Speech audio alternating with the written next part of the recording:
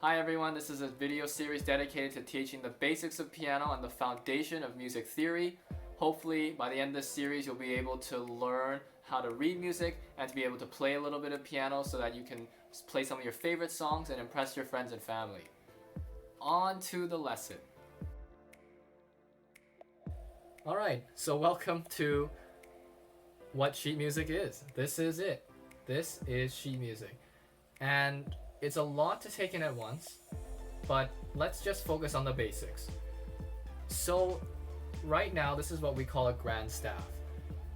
This top part here, this top region, is actually what we call the treble clef, and that's what you usually play with your right hand. And this bottom region is the bass clef, and that's what you usually play with your left hand. Now in music, we use something called a line space system. Here's a space, I'll put my mouse here. And then here's a line. The composer can tell the musician who's playing this where to play or what to play on the piano. Every line and space that's adjacent to one another, if you can see it here. So here is a line, and then here's a space, here's another line, and then here's another space, here's another line, here's another space. They're all next to each other. Every line and space represents a white note. So remember way back when we looked at white notes, that's what each one of these lines or spaces represents. Okay, so this is what an F looks like. If we were to figure out what note does this line that's just right above F, we know that any note that or any line that is adjacent to that space right here is right next to the F. When we're looking at a white or a whole, like the F here, and we're trying to figure out what this note here is in this line, we're trying to figure out what white note is next to that F.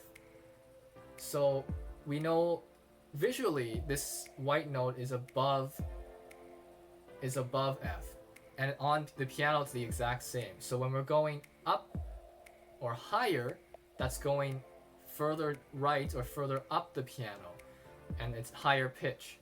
So that means if we're going in a higher pitch, so the next white note above F is actually a G. And it's the same thing in the other direction. So again, if we're looking at F here, we go lower, right? If we're going lower and we're trying to figure out this line, what note would go on this line, or what the note would be on this line below this F, we just have to think back to what white note is below F, and that's would be in E.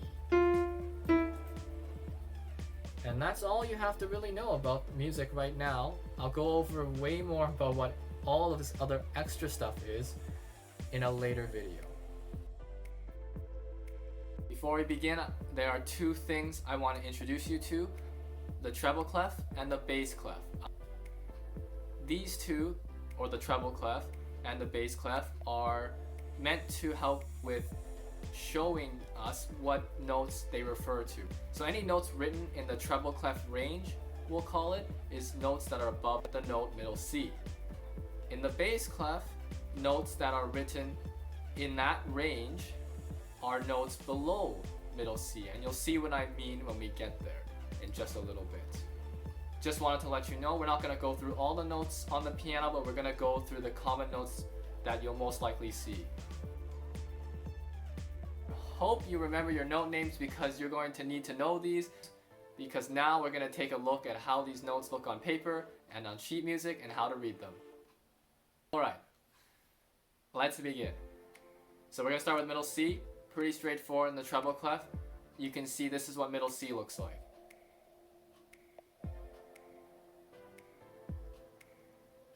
This is what D looks like. This is what E looks like. This is what F looks like. This is what G looks like. This is what A looks like. This is what B looks like. And finally, this is high C, or an octave above middle C, and this is what that looks like. One of the things we have in music are these acronyms that help you remember some of the spaces and what the lines are. For the notes on the spaces in the treble clef, we use the acronym FACE, which just represents F, A, C, and E, just to tell you from the bottom going up, you'll see F goes in the first space, A goes in the second space, C is actually, the high C that we talked about is in the third space, and then E is in the last one. We also use another acronym to remember the lines as well for the treble clef, and that's every good boy deserves fudge, or fun, whatever you like to put. It's just to help remember the lines of the notes, and that refers to E, G, B, D, and F. So those are two acronyms that really help you remember what those notes look like on paper. On to the bass clef, we're gonna talk about notes that are below middle C, and I'm gonna outline them right now. So here's middle C, here's B, here's A, here's G, here's F, here's E, here's D, here's C. We also have acronyms for the bass clef.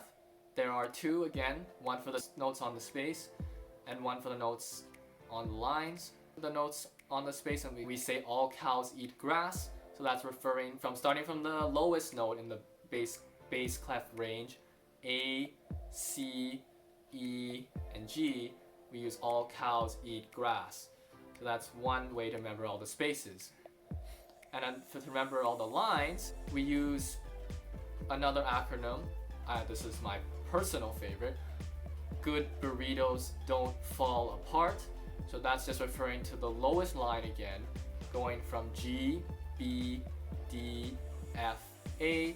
Good burritos don't fall apart. And that's another way to memorize the notes in the bass clef.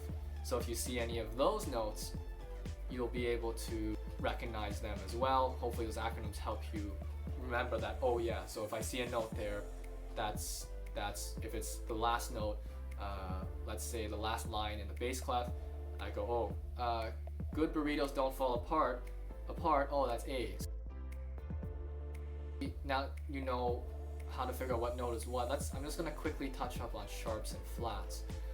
So in music or sheet music, it's pretty easy to recognize sharps and flats, because what they do is they typically put the sharp sign or the flat sign right next to the note when they put it on paper. So for example, if we're looking at F sharp, we just find, for example, what the white note is, what that looks like, for example, in the treble clef range. We're gonna look at, okay, F is here. F is the first space, it's the lowest one. And an F sharp looks like this on paper. So just putting a sharp next to the note. So it's a little bit easier to read, and it's a little bit easier to detect, because you know it's a sharp. So if you see a sharp, it's a black note that you're gonna play when you're reading it. But it is a little bit harder because you have to think two steps. You gotta figure out, okay, that note is on the first space, so that's an F, and then there's a sharp next to it, so that means they want me to play F sharp. So that's helping with that. The same thing goes for a flat. If we're looking at, let's say for example, B flat, you gotta find where that white note B is first, and that B is the third line, so it's the middle line in the treble clef, and put a flat sign, and then a flat sign next to it would refer to the fact that, yeah, it's a B flat. So you don't play a B when you read that note, you play a B flat. So we're back to the staff of music here again, and what we're looking at now are ledger lines, and what that looks like, I'll just show you here, where you see my note go up here. Sometimes you'll see a whole bunch of different lines above it, and you'll be like, wow, I've never seen this note before, I don't even know what this is. But as you've already seen, let's use the acronym every good boy deserves fudge. Now in this case, if we're doing that, we know that this note here, where my mouse pointer is, would be an F. So if we just follow up the white notes, because line and spaces are just going up different white notes. Then you'll go up one, that's a G, the next line is an A, the next line is a B, the next line is a C, then the next one's a space is a D, the next line's an E, and then the final space is F. So just by counting and figuring out that every line and space is a white note, you're able to figure out very quickly, just by counting or progressing further up the piano, that this is an F. Sometimes you may also get this in the bass clef here. You'll find that sometimes the notes go very low, and you do the exact same thing. Let's use another acronym. Go, good burritos don't fall apart. And you'll notice right here that if I was trying to figure out what this note was, this last line is a G, so you're going down now, you're going the other way. But if you're going down the piano, you go G, F, and then the next line's an E, the next space is a D, the next line is a C, the next space is a B, and the next line is an A. So by kind of using the pattern and counting down, we're able to figure out that, hey, this is an A. We can always go into this into more detail. I hope that this was helpful. If we need another video to do it, we can. Just let me know in the comment sections, and I can make another video to discuss ledger lines in more detail. And hopefully, if you ever see these when you're reading sheet music, you'll hopefully be able to use the same strategies here to figure out what those notes are. Congratulations on making it to the end of the video. It's a lot to cover, and it's definitely a new territory for many of you who are starting out, but I know you can do it. There's no problem. It's just a little bit of figuring it out. I encourage you to keep looking at flashcards and to be able to practice some of those methods in learning these notes. There's a lot of notes to actually memorize, but if you can kind of figure them out in a way that's like using the line space pattern, it might be more helpful. So keep at it. It's gonna take a little bit of time, but you'll definitely get there, and it's all gonna pay off. I promise by the end of the series you'll be playing some classics, and hopefully you can branch out and be able to play some of your own favorite music from pop culture, what you hear on the radio, and enjoy music for truly what it is. Okay, bye for now.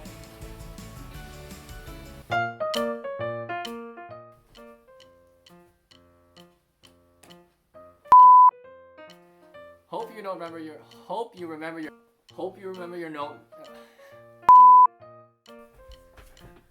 Look at here.